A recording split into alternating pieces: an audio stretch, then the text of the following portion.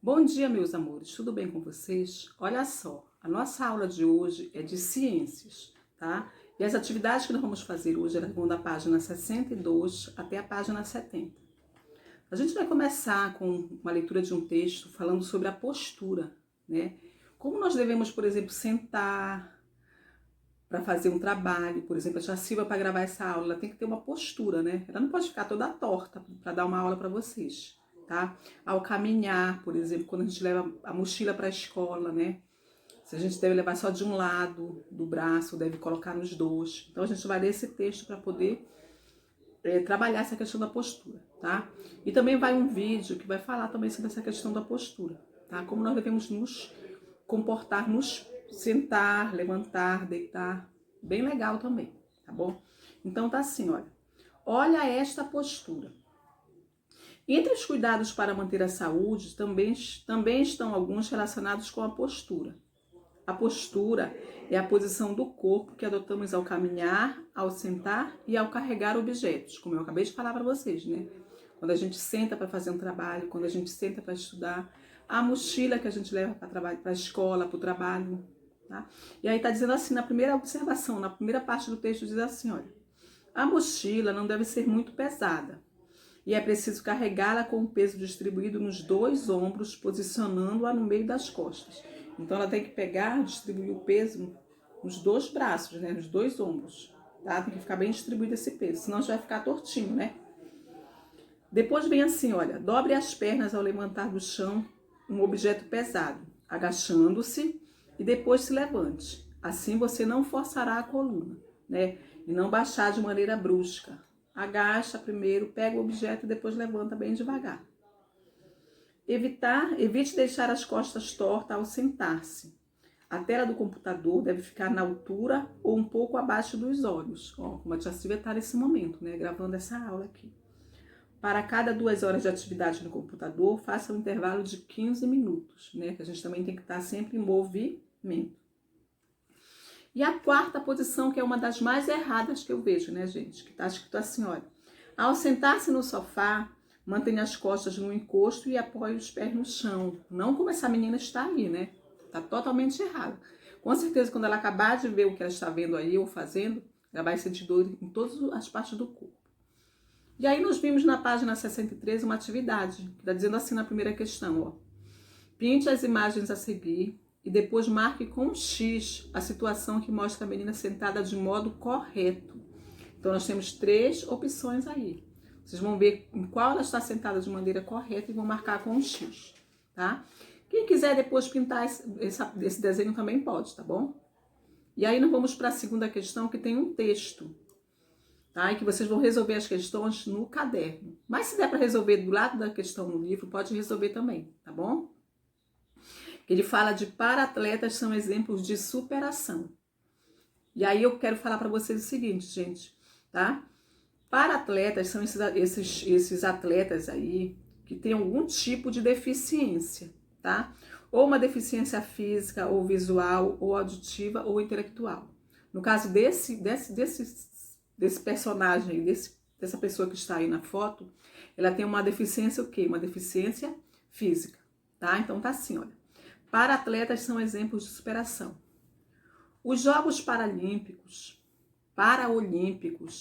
são competições realizadas a cada 4 anos. Olha lá o dado, tá?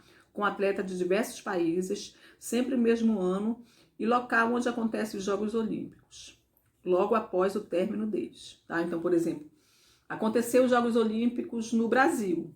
Aí depois vai ter os Jogos o quê? Paraolímpicos também no Brasil, tá? Sempre assim na sequência.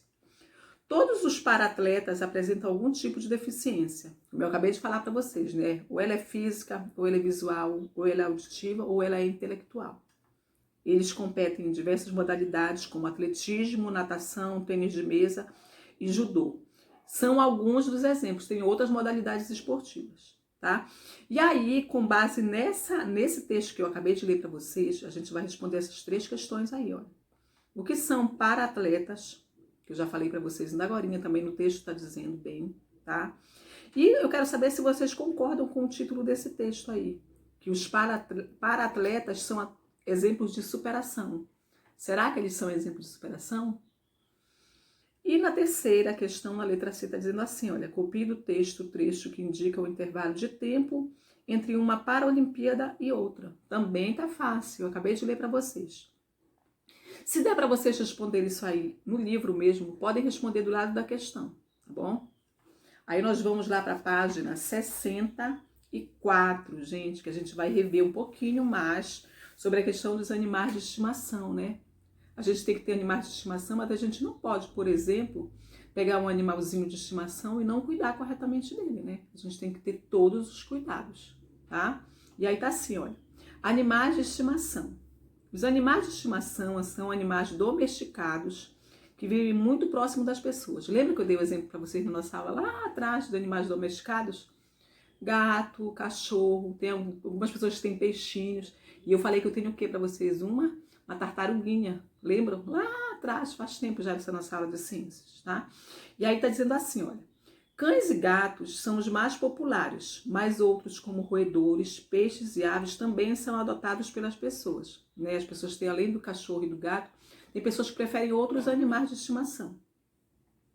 E aí nós temos aqui, olha, veja alguns cuidados importantes que devemos ter com eles.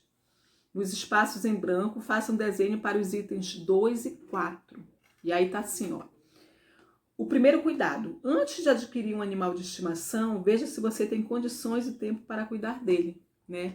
Se você tem condições de dar alimento, limpar o ambiente que esse animalzinho vive. Porque não adianta pegar o animalzinho, deixar na casa solto, todo sujo, sem tomar banho, sem levar para o médico, para o veterinário, para tomar vacina, sem dar alimentação para ele, né? O bichinho vai ficar dodói. Na segunda, tá assim, olha, animais de estimação são seres vivos e merecem respeito e cuidados especiais.